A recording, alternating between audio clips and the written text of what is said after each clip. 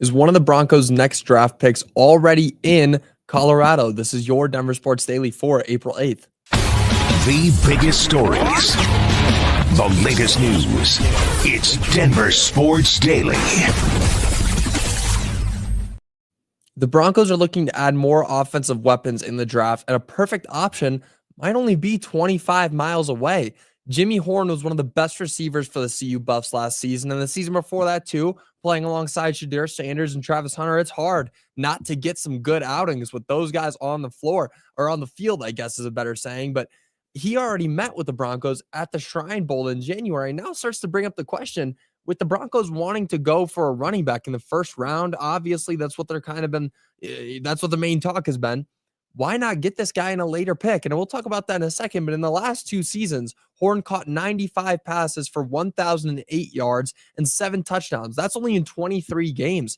Now, the 22-year-old speedster runs a 4.46 40-yard dash and a 1.54 10-yard split. Those are quick numbers.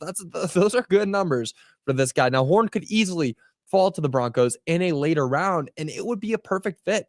The Broncos are looking for another wide receiver, and it doesn't have to be, the biggest name, the biggest guy out there, a first-round pick, but getting somebody like him to come in and give a good, shot at getting a wide receiver one position, he could do that. Honestly, this guy's progression looks like he could be a wide receiver one. And from watching him on film, watching him out on the field last season, he could be that kind of guy. Now, if they're really set on a running back, they should draft him later round. Get this stud later. You could get him in the 6th round, a 3rd-day pick. There's no bone in my body that says don't do it.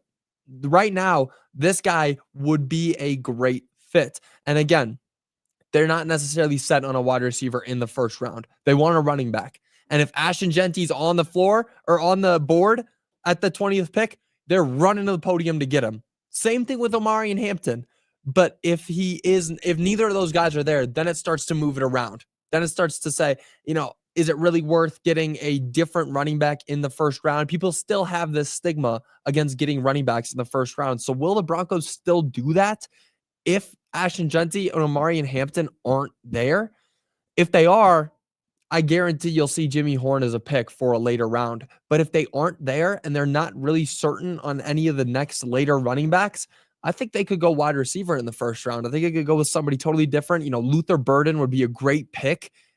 I've loved this guy for a while. Luther Burden would be a great pick in the 1st round if they can still get him.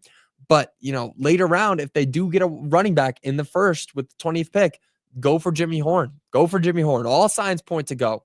Now, moving on, despite the Nuggets' recent struggles, they still have good odds to win in the playoffs. The Nuggets have been on a terrible skid recently, losing their last 4 games, despite Nikola Jokic having some of his best performances of his career. In the last 3 games he's played, we did the averages yesterday. I was over there with the fan, Denver Sports, we're looking at him. He's averaging a 45-point triple-double over the last 3 games. And guess what? They've lost every single one of those games. It's just so unfortunate to watch. Best performances of his career, and they're being wasted. Now, if you ask most people, they would say the Nuggets are setting themselves up to lose in the 1st round. Now, Vegas, however, they have a different mindset. The odds makers have given the Nuggets the 4th best odds to win in the Western Conference, to make the Western Conference, and then the 6th best odds to win the championship. Now, those odds may not be super high. They're not the best numbers we've been looking at, especially with the past seasons. But 4th best in the West, despite how bad they've been playing, and 6th best in the league, again, despite how bad they've been playing, that's not to be taken for granted. And honestly, Vegas isn't wrong very often. Now, the Nuggets are in a bad position right now. It's looking like they could be a playoff team if they can't start or a play-in. Sorry, not a playoff team, a play-in team if they don't start pulling some wins together. Now, they do play again tomorrow against the Sacramento Kings in a game that actually has a lot of playoff implications. The Kings are right now straddling the edge of the play-in, and honestly, so are the Nuggets. They're tied with so many teams that would fall. They would fall. They lose a tiebreaker with multiple teams that would push them into the play-in. We haven't seen the Nuggets in the play-in yet, and if they fall to that, that's a terrible, terrible start to the postseason. And honestly, that's when that's when firings are going to start happening. Michael Malone gone, Calvin Booth gone, Jamal Murray, MPJ. those guys are all going to be gone, honestly, if they can't do something in these playoffs. Now, moving on, it is an Avalanche game day. We're going to be talking about a team that actually is going to the playoffs and looking to make a deep run. Tonight, the Avs are taking on the Vegas Golden Knights in their third and final matchup of the season. Now, they've split the season series so far, each taking one of the games. The Avalanche won in a shootout last time these two teams played, but this game doesn't matter too much, honestly, and it sucks to say it. I don't want to say that it doesn't matter too much because you go out there with the expectation that every game matters, but the Avs have clinched a playoff spot. They're good to go. They don't really need a win here as much as other teams might. Now, what I will say is that it is a great chance to go into the postseason with a little extra confidence.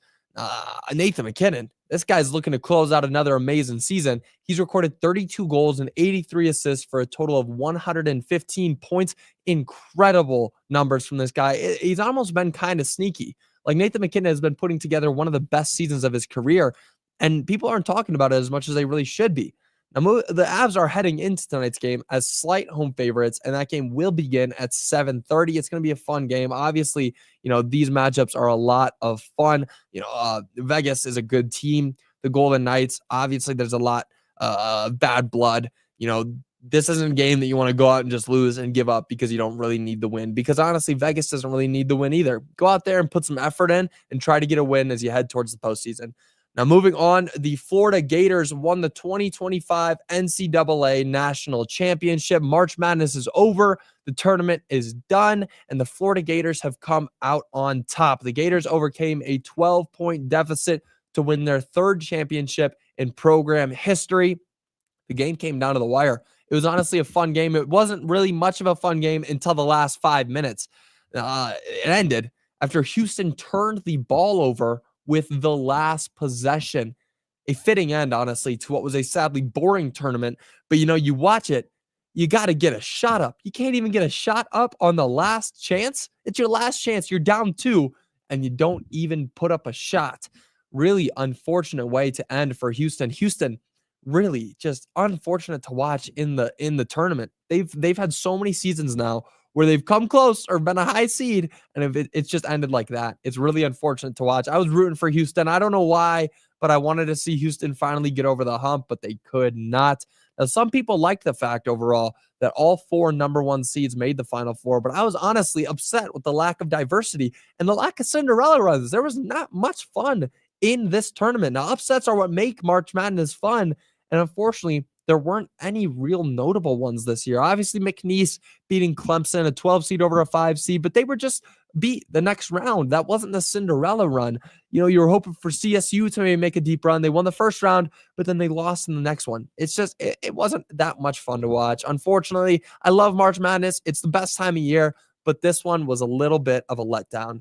But that's going to do it for your Denver Sports Daily. I'll be back with you guys again tomorrow, previewing a Nuggets game. Big one coming up, taking on the Kings. They need to get a win there tomorrow. If they cannot, then there's going to be some serious conversation on if this team is able to even get into the playoffs this year. Honestly, it's crazy how far it's slid for the Nuggets. But I will see you guys all tomorrow. Until then, y'all have a great rest of your day. Bye, y'all.